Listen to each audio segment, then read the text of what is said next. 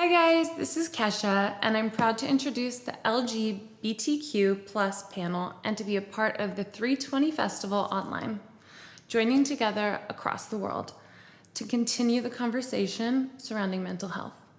The LGBTQ plus community faces unnerving challenges every day. Even through this adversity, these gender diverse populations are incredibly resilient and proudly flaunting what makes them exactly who they are. Despite this resilience, intolerance takes a toll, and the LGBTQ plus community is at risk from mental health issues like depression, anxiety, and so much more.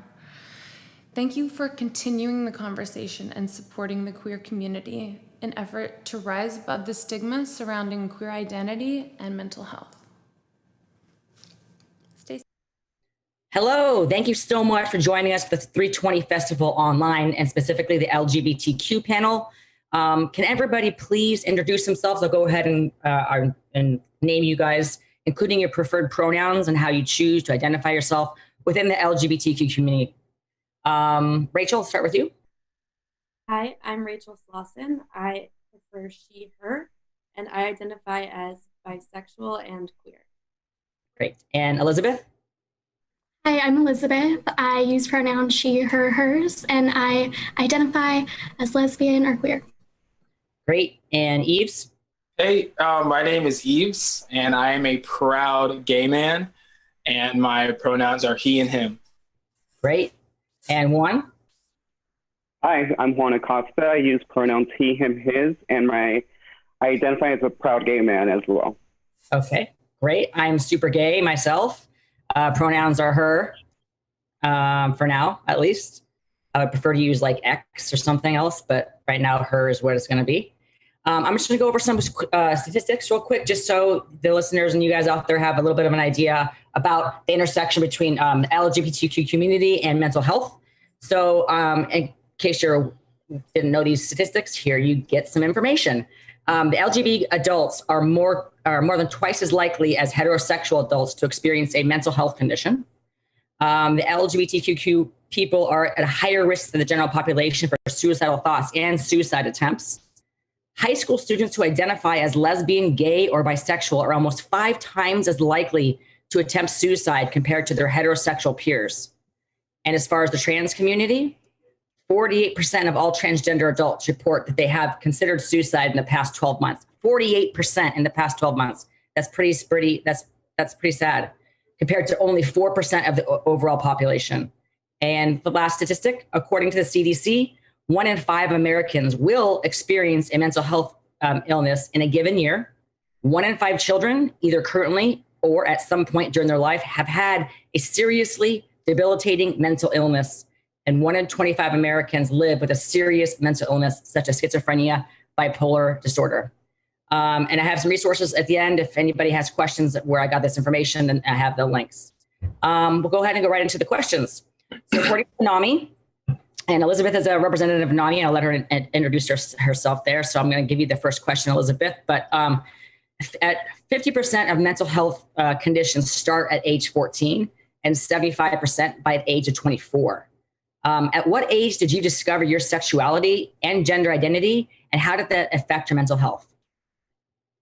Thank you, Torri. And Torri and I actually know each other from NAMI Westside, LA. So NAMI provides free educational and support services for anyone living with a mental health condition.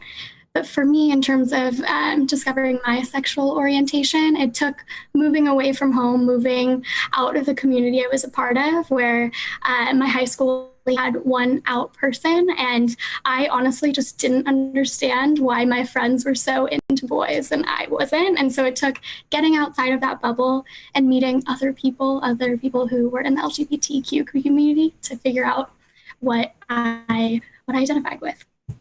Awesome. Thanks, Elizabeth. And how about you, Juan? For me, honestly, it was really early on. I was in 2nd grade when I just felt really different. I just wanted to hang out with girls, and I didn't really see, I wasn't attracted to any of the girls, and it wasn't really a sexual awakening. It was just more so I knew I was different, and I didn't really belong with the other guys in my classroom. Awesome. And Rachel? So I was attracted to girls before I was attracted to boys ever since I was really little. But growing up in Utah in a very religious household, it was, I was given a very specific construct as to what marriage and family was supposed to be. So I really denied a lot of my feelings to myself for a long time. And I started struggling with mental health issues when I was 13. I started wishing I wasn't alive when I was a teenager, really young. It wasn't until young adulthood that I actually received a diagnosis of bipolar disorder. So there was more going on than just being bisexual. There's a lot of bis in my world. But I just realized that, my sexuality and denying that piece of myself really had long-term repercussions. We actually have very similar stories then. Same thing for me as I came out didn't come out, I started realizing that I had feelings for girls, and I grew up in a really conservative town, Orange County, California. And it was religious there as well. Around 14 years old, I felt that I was attracted to women.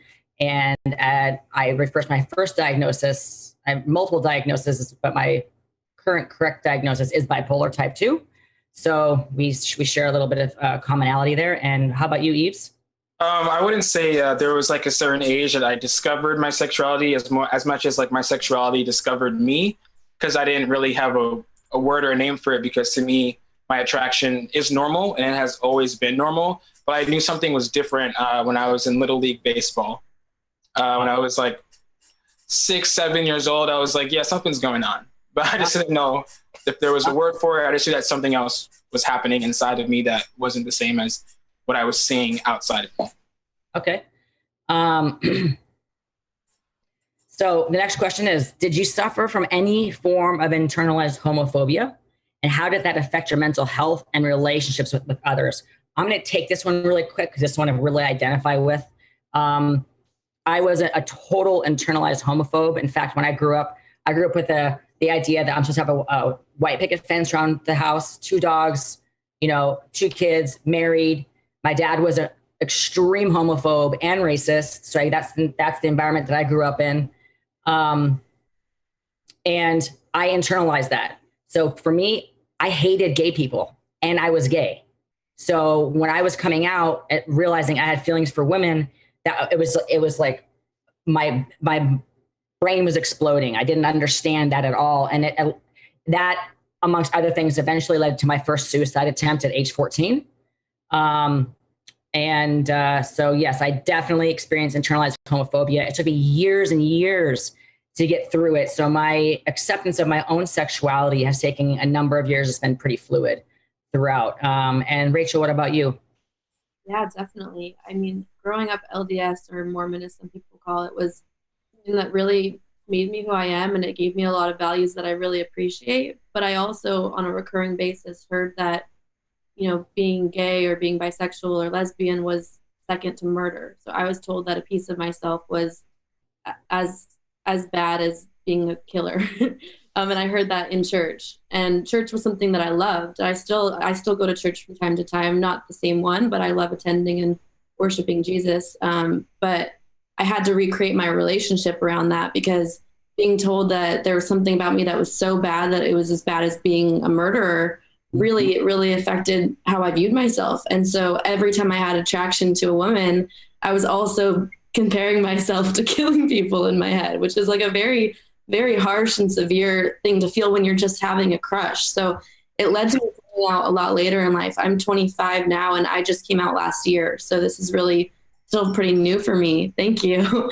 And it took a long time, because even when even a few years ago, when I started kind of allowing myself to go on dates with women and explore those feelings, I remember the first girl that I kissed. It was the best. It was so good. And also I was like, well, I could never marry her, because that would be so bad and wrong. So it pushed back years of my self-acceptance and my self-love. And, it's been really beautiful to be able to recreate my relationship with God and with Jesus. For me, that's something that's important, and being able to appreciate where I've come from, but letting go of all that self-hatred and all of the things that I don't believe come from love. Interestingly enough, the majority of the girls that I hung out with, my group of friends, were Mormon, and parents, one of the parents was a bishop and whatnot. And I went door to door, and I have a bunch of Book of Mormons and their testimony written in it. And I really wanted the CTR ring. I thought that was really cool. So here I am, like, hating myself being gay, having crushes on my Mormon girlfriends. I was like, oh my, okay, yeah, no. Yeah, yeah, a lot, yeah. Juan, how about you? Similar experiences. I used to always get asked, oh, when are you going to get a girlfriend, at the table, like during Thanksgiving or stuff, as I was growing up. And it was just really hard for me to not feel a sense of shame. And like, I didn't want to be tied in with the community whatsoever. So it was like a protective kind of cover up for myself. And even when I did come out, it was kind of hard for me to at first be accepting of like my feminine side of me, whether it was just people wearing makeup and stuff. I used to be just really judgmental, and it took a lot for me to really get myself out of that routine where I grew up. Just the media was never there. And now we have so much representation in the media, which is great, but it was something I didn't have growing up. Great. And then what about you, Yves? I actually, when I was 15 years old, I took matters into my own hands, and I overdosed on a lot of pills in an attempt to kill myself. And I still, as a 25-year-old adult, I'm actually as well on the Jesus train. And I have moments where, I do struggle because that part of me has never fully healed because of what happened during that time in my life. And even as an adult, I find moments where I don't even realize are triggering to me in my sexuality because of things that I didn't address during those times that before I came out, and before I came out, one, to myself, and then two, to the world, like accepting the fact that this is what I was and who I was. And the friends that I had at the time were extremely homophobic. And I definitely fell into that rhetoric and that nature because I wanted to do every single thing I could to take myself away from being asked if I was gay. So I would go out with any girl who was at our school who thought I was cute. I would hook up with these girls because no one would ever, because if I was having sex with girls, no one could say he's gay. So I was I need to do anything I can in my power right now to detach myself from this word. But that detachment affected me so severely that in my mind, I was my only peace is going to be resting in peace, not being here. And so, I'm glad I failed, and I'm glad I stuck to the part of me that people didn't celebrate, but that I was willing to celebrate, even in my darkest moments. Awesome. I mean, yeah, we all have a lot in common, it sounds like. And how about you, Elizabeth? Yeah, well, I relate to so much of what all of you said, and Yves, about coming out to yourself. That was something I struggled with so much.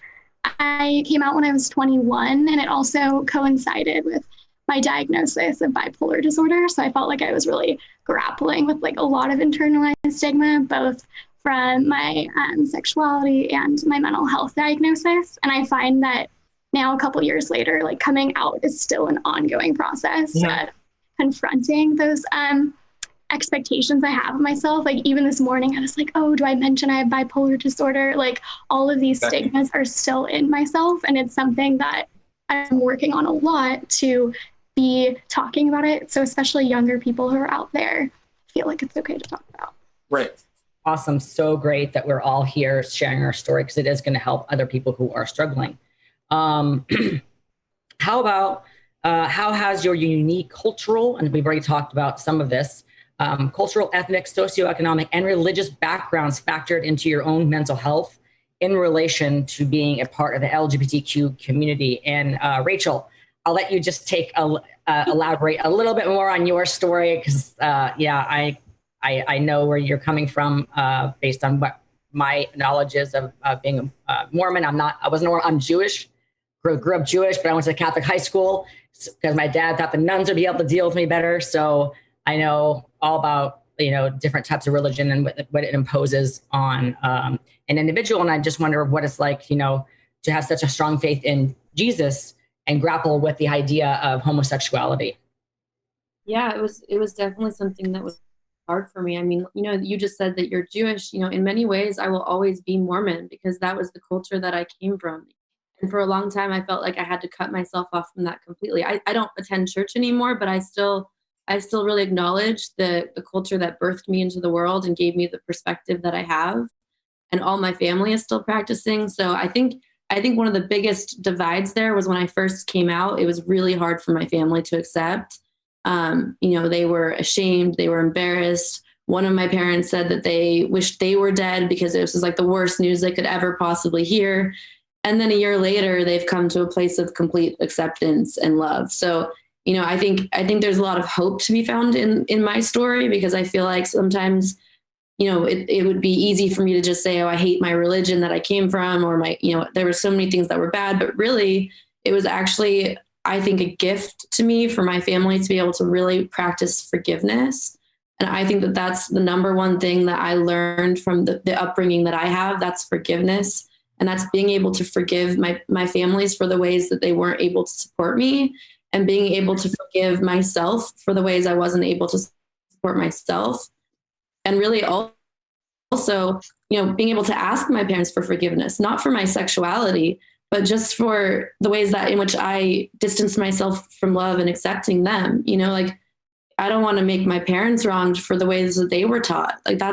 These are cultural things that are taught on for years and years. So it's really just being able to find that love and acceptance and forgiveness all together. And that's why I'm grateful that I was born both bisexual and into a Mormon family. That's my gift in this planet, because I can see things from different perspectives. I can forgive someone if they don't think that marriage between two women is okay, because even though I know what I believe and I stand for love, but I can at least empathize and forgive why someone wouldn't be able to see things from that perspective. That's big of you. Definitely. I'm still working on that. And then Yves, this was part of your question. This is one of your questions. And I'm super white. So,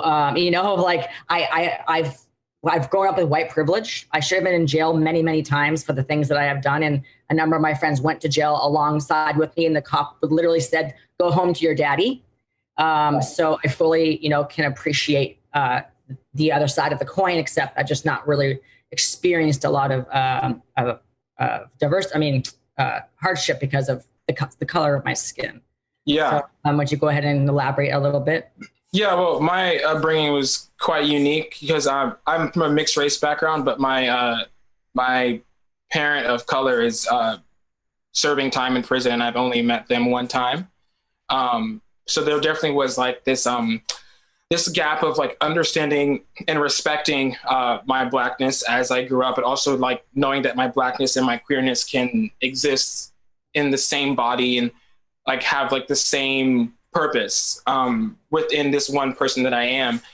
And my father, the man that I call my father, is actually a pastor, and it has been an interesting journey, and I'm actually so proud of him. And I love him so much for how much time he's taken to learn and also ask questions. And I feel like a lot of the times people are afraid to ask questions because they feel like they'll sound stupid or they'll sound dumb or that they won't be taken seriously. But I feel like when you asking a question shows me that you care about my well-being as a person to begin with. It's the same when you ask someone what pronouns they prefer. It's you taking that time to just ask this one sentence shows me that inside of you, there is something that wants to know more and something that wants to learn and that you care.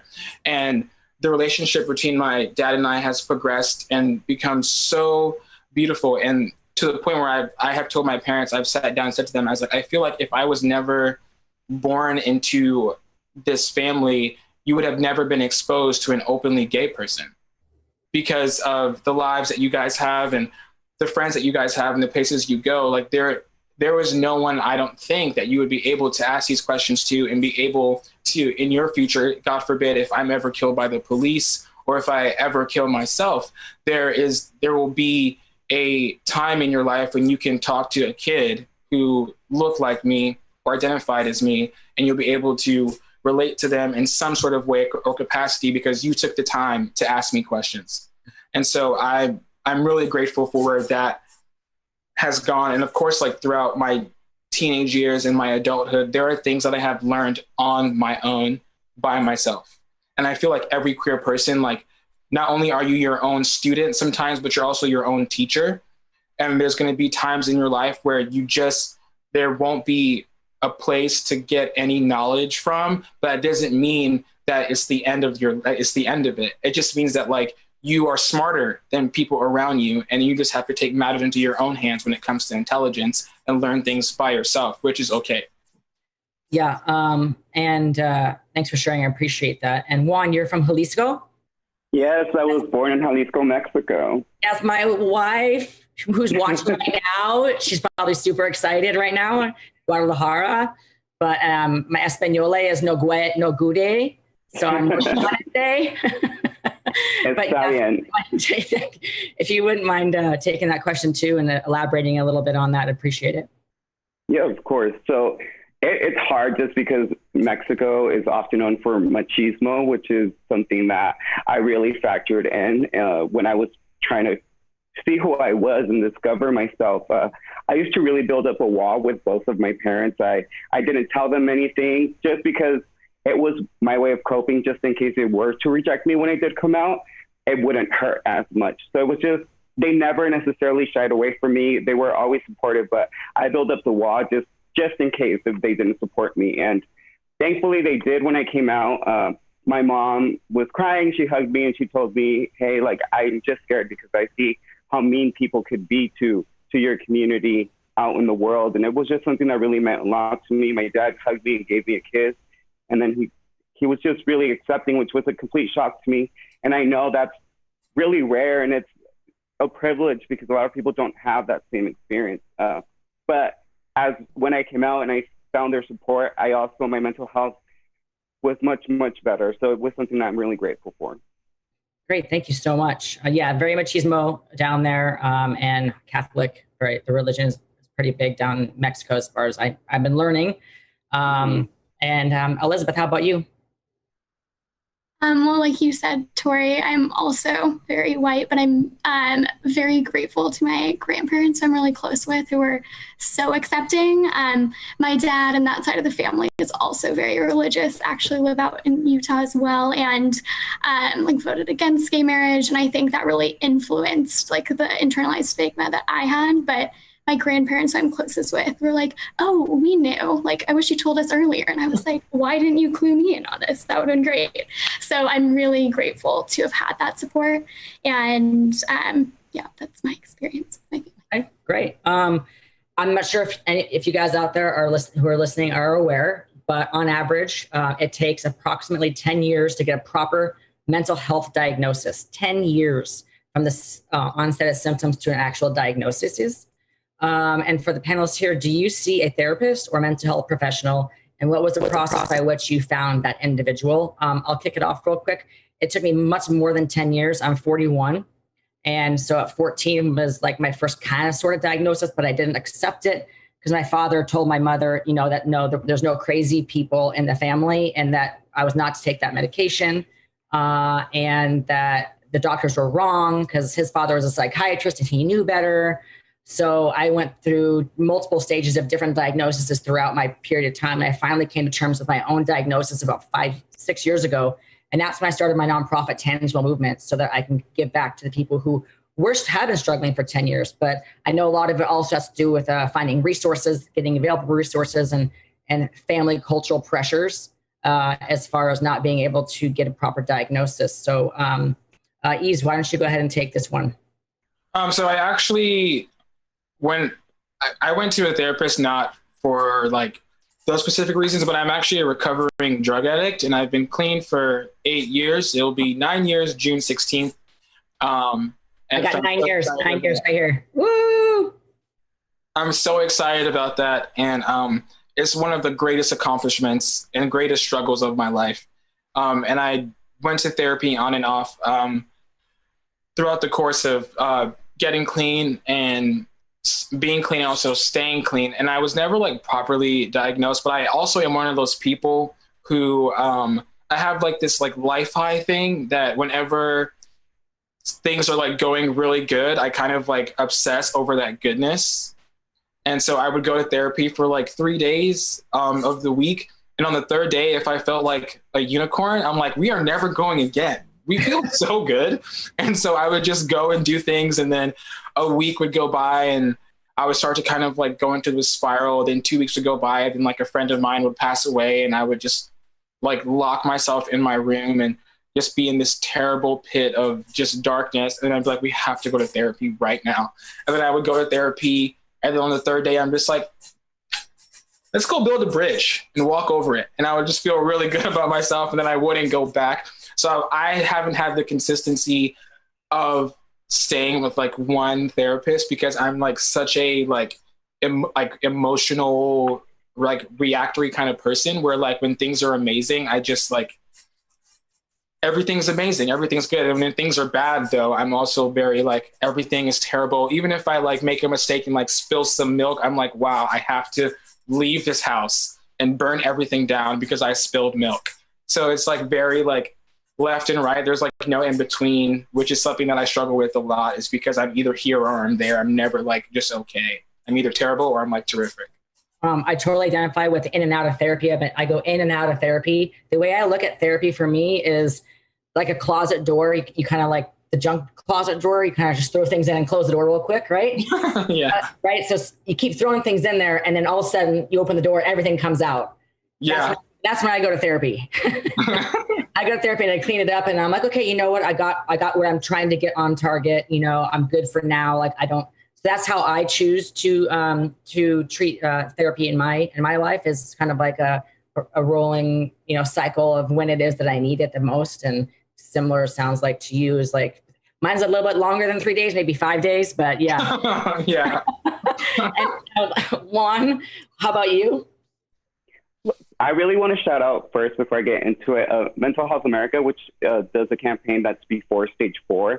And they're really focusing on preventative measures. So that's something that I discovered their toolkit online, which was really helpful for me. But I was diagnosed with anxiety and depression in middle school, I believe.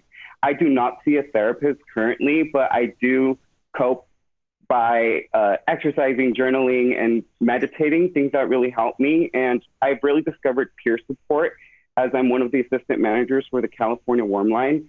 And I've really, through that org, I've really been able to find other ways of peer support where people share similar experiences to what we're doing now. And it just feels more comfortable to do it that way for me. Okay. And Elizabeth? One, I love that you shouted out peer support, because for me and my journey with getting the right diagnosis and finding mental health support, the peers I've met. So we have a peer class and peer support groups, and I've found that in those spaces, I've really felt less alone, and it's really made me feel more comfortable with who I am. And for me, that diagnosis process took some time. I was originally diagnosed with depression and then bipolar disorder, but I was really lucky enough to have a mental health professional at the time who I trusted and really stepped me through that journey. And now being able to do the peer support is something, especially right now, is maintaining my mental health, because we get to connect still on Zoom like this. Yeah, and I love teaching that class with you, or leading the course with you for NAMI. That was fantastic. And Rachel? I am one of those people that kind of resonate more with some of the lapses in our mental health system. I've definitely noticed that there are some issues. I do see a psychiatrist just for medication purpose. I take a low dose of medication for bipolar disorder, which has been really helpful. But in terms of, you know, I've done CBT, cognitive behavioral therapy. I've checked in with a social worker, and honestly, for me, the most help I found has been seeing life coaches or spiritual coaches, because I feel like the holistic approach is more helpful for me. Sometimes in therapy, I think I'm all a proponent for neutralizing the conversation around therapy. Like, if you have a therapist that helps you, that's perfect. But sometimes I think it's fair to acknowledge that it might not be the right fit for everyone. And it's not because it's ashamed of, it's just that we all have different needs in the healthcare that we need, right? So I think it's really important to be in touch with yourself and to check in. I also have been sober for a little bit of a year and a half, because, you know, I didn't personally struggle with addiction, but I did struggle with recreational drug abuse as a way of coping with my bipolar disorder. And so part of accepting my diagnosis was choosing to not do that anymore. So as part of I see like a life coach, I talk to a life coach regularly. I also started my own self-care workshop to help people that are trying to live a more sober, healthy lifestyle for their mental health. And then I really try to surround myself by going to more like health and wellness events. Like I've made health my priority in my life, and that includes my mental health. So I make my recreation healthy. I make my relationships healthy. It's just like a core value. And I reach out for any support that I need. So again, I think mental health should be just as neutral as physical health, like going to see a doctor. I could go to a psychiatrist for checkups, but just like with your physical health, you might go see a fitness trainer. That might be where you get most of your health. Like, I think it's more just being creative and opening up your health and your own self-care to lots of options, because there are lots of options available. I totally agree with you. I've actually been a personal trainer for the last 12 years, and I travel a lot with celebrity clients on tour. Well, before the pandemic, on tours and whatnot. So I highly believe in wellness. Sleep is super important, especially for people with bipolar or schizophrenia. And as you mentioned, medication. I don't advocate for or against medication. I myself am medicated. That is because that's what works for me and my disorder.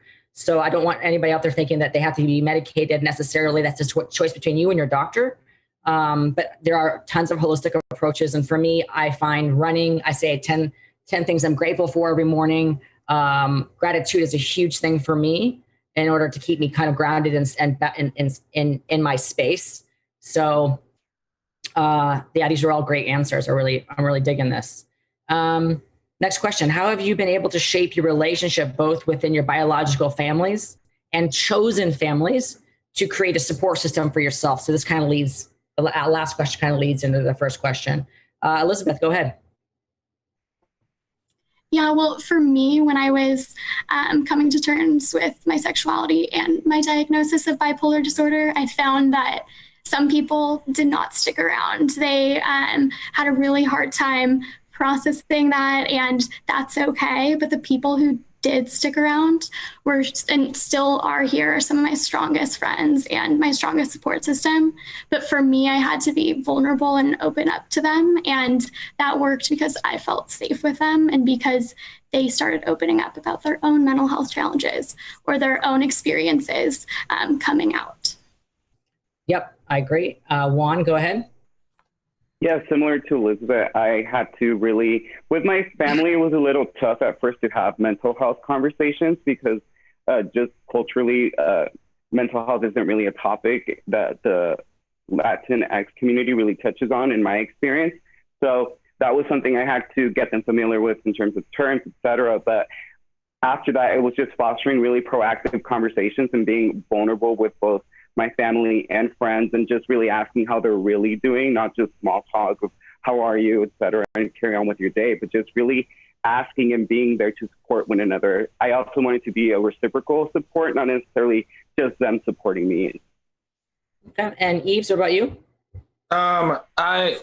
So my immediate family and I, we are like bread and butter now, but before we were not. But I'm thankful for what we have. But there are people like in my extended family who I have no communication with and do not talk to you whatsoever, because it is for the mental safety of myself to not entertain those people. And as far as my chosen family, I am beyond blessed to know the most beautiful and gorgeous LGBTQ youth in this nation, in the world.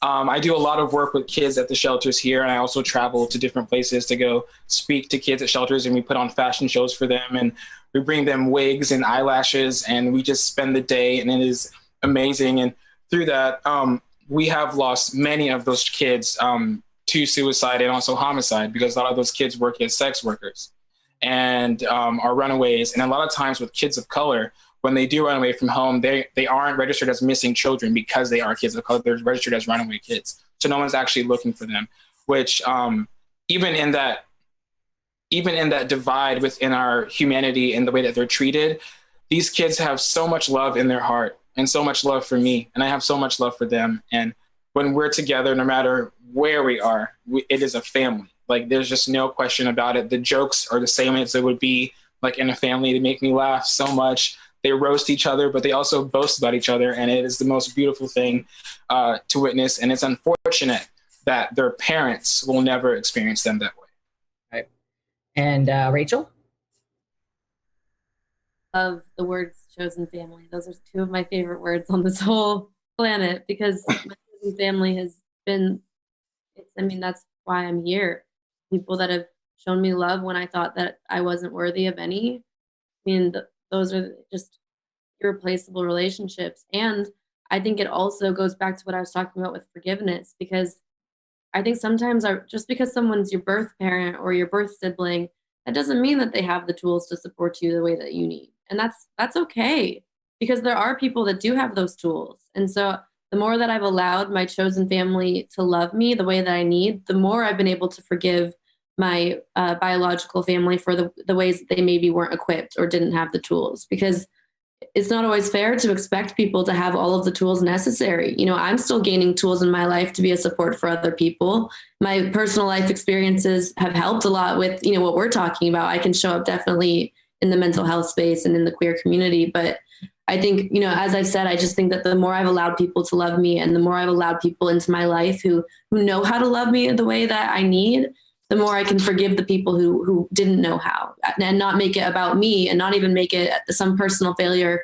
of theirs, but rather just understanding that not everyone has that emotional intelligence. Not everyone has that education on how to love. We only know how to love in terms of what we've been shown or what we guess and try out. Right. So like a lot of my life has been like guessing that there's greater love and trying it and be like, whoa, it's real.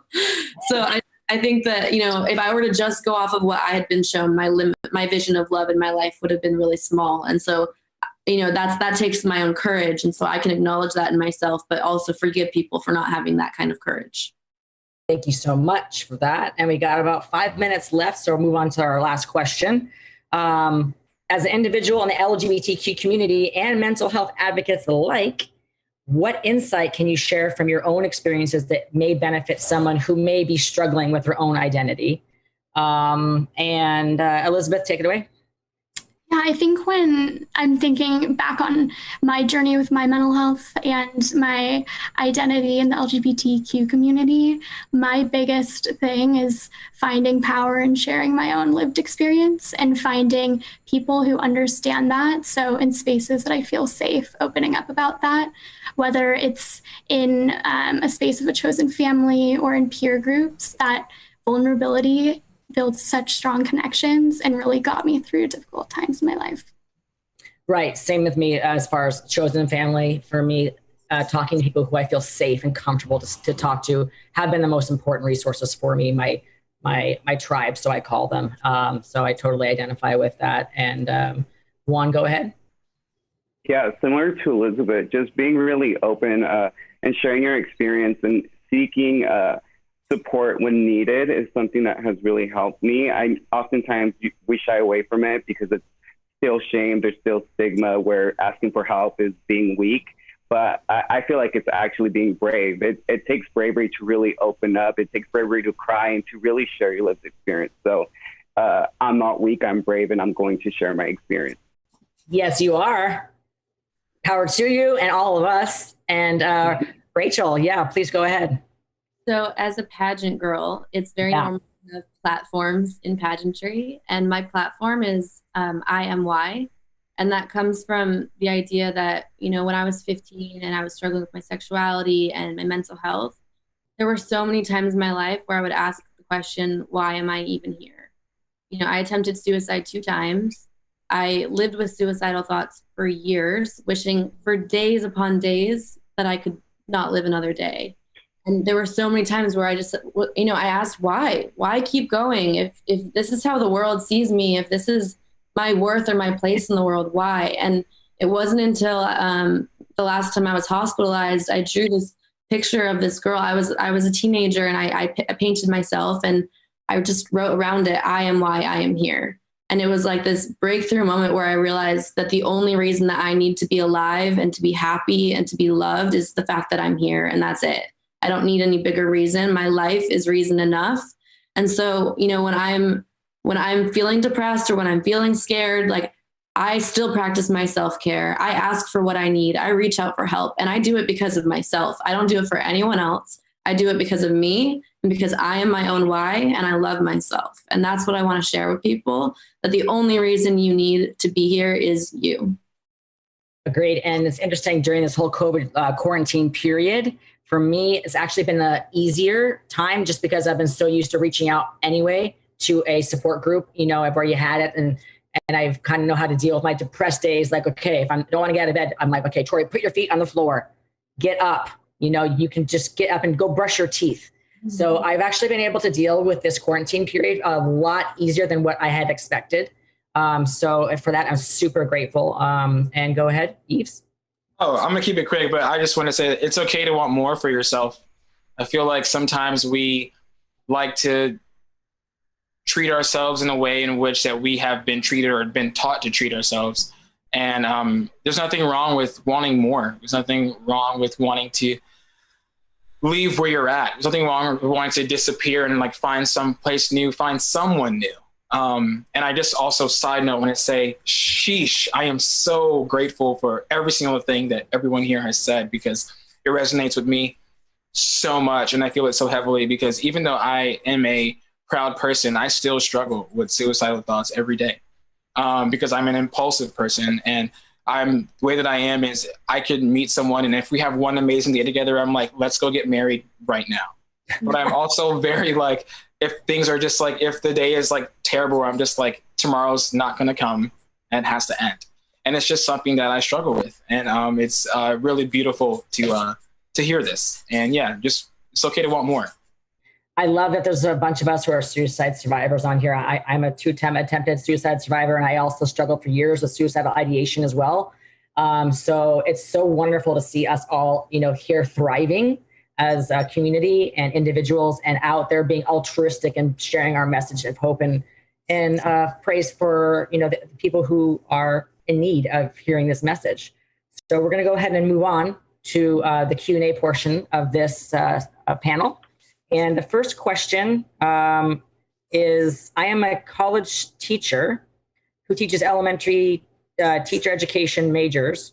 What is the most important thing they should know when it comes to educating students about the LGBTQIA plus community? Anybody want to take that one? Yeah, go ahead, Juan. What I really wanted to touch on for this question was that oftentimes we talk about safe spaces, and for me, it really means ensuring that we do more than just putting up a poster on a wall stating this is a safe space, because that's been my experience in the education system. We really need to make people feel comfortable to go and talk to either professor or any other admin on campus, and just really ensuring that we're giving them that vulnerability and the safety to really go up to them and share experiences, share resources. And for the mental health aspect, is oftentimes, somebody said earlier, our physical health, people don't question when we're feeling ill, when our leg is hurting. But if we want a day off because we're not just feeling present, or we just can't make it through that day and focus in the school, I feel like really being lenient with your students and understanding that they're not going to be able to be there that day. Awesome. Yeah, I agree 100% with you. And this is also from Facebook. How does someone go about joining these movements to help bring it closer to home and start this in our own community? I'll start with this. I'm going to go to Elizabeth for this question as well. There's a number of on-campus organizations, and NAMI, I'm going to just lead it right off to you, has a great on-campus organization throughout some of the school districts, and I'll let you go ahead and take that. Go ahead. Yeah, thank you, Torri. Yeah, so through NAMI, there's a presentation called Ending the Silence, where we go into high schools, middle schools, and colleges and talk very openly about mental health, go through the warning signs, talk about suicide, have these conversations that, for me at least in high school, I didn't have. And we try to also just really start an open dialogue. And we also talk about how stigma affects all aspects of our lives and our identities and those intersections with mental health. And we also have what's called a NAMI on campus. So if any high school or middle schoolers are interested, they can come to their local NAMI and start a club and start having conversations around mental health in those safe spaces, truly safe spaces, like you were saying, Juan. Yeah, absolutely. In my organization, Tangible Movement, we help youth and young adults who are struggling with sexual identity issues, depression, addiction, and suicidal ideation. And we, similar to NAMI, go into schools and talk about mental health and LGBTQ, and we try to provide resources. And one of the main resources that we do provide is to NAMI, the National Alliance of Mental Illness, who I am a member of as well, the West LA chapter, and so is Elizabeth. So if you guys want, they have some tremendous resources. And if you want to start your own club on campus, I highly recommend reaching out to your local NAMI affiliate. I have also started the IMY project. That's an opportunity for workshops for self-care and self-love that also address shame and sexuality for both LGBTQ identifying people and for straight people as well too. So everyone's welcome. On top of that, we're also doing brain positive parties. So one thing I want to do is make mental health more of a celebration, because I've done a lot of advocacy work and I found that, those walks are so important. They're a great place for people to go and grieve, but there's also something to celebrate, and that's the fact that we all have mental health. So those are some options with the IMY project. Love it. Thanks, Rachel. Next question. And how do you navigate comments of people saying, oh, you're only gay, bi, pan because it's cool now or whatever? Yves, you want to take that one?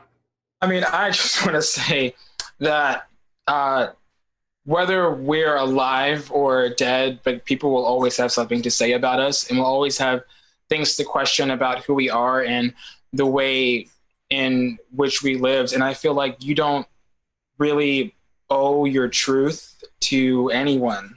I mean, it's yours, and it's your identity and it's your word.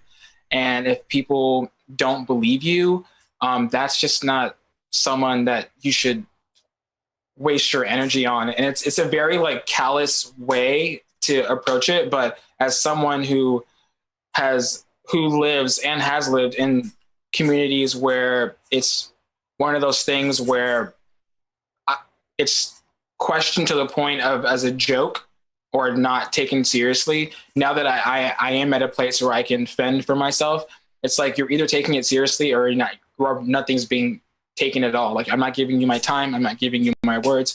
I don't owe you an explanation. I feel like a lot of times we exhaust ourselves on trying to give every person a history lesson on our trauma. And we have to relive that trauma by telling people this is why you can't call me this. This is why I did it. But it's it's not worth it to exhaust our spirit and what we're still healing through on someone who thinks that our sexuality is a trend. People are dying. We are killed. Yeah, and I agree. And I kind of equate it to this too, as far as something that's super easy to you can either make a joking passing term out of it, like ice cream. Some people have never tried strawberry ice cream, and they might want to try strawberry ice cream. How do they know they don't like strawberry ice cream unless they try it? So it's let people be who they are. And it doesn't necessarily mean that it's because they're being cool or whatever. It's because they're feeling an urge inside themselves to try something, and so allow them to experiment with that and figure out who their own identity without putting them down. So that's what I would say with that. And we're going to go ahead and wrap up. With that being said, I wanted to thank all of the panelists here for attending and giving your wonderful words of wisdom. And I love that we all have so much in common. I had no idea. And just to let everybody out there who's watching know, we're going to go ahead and take a quick break on Facebook, since you can only live stream for 8 hours straight, but we will be right back. So don't go anywhere. And thank you so much for attending our panel today. Have a great day and a wonderful weekend.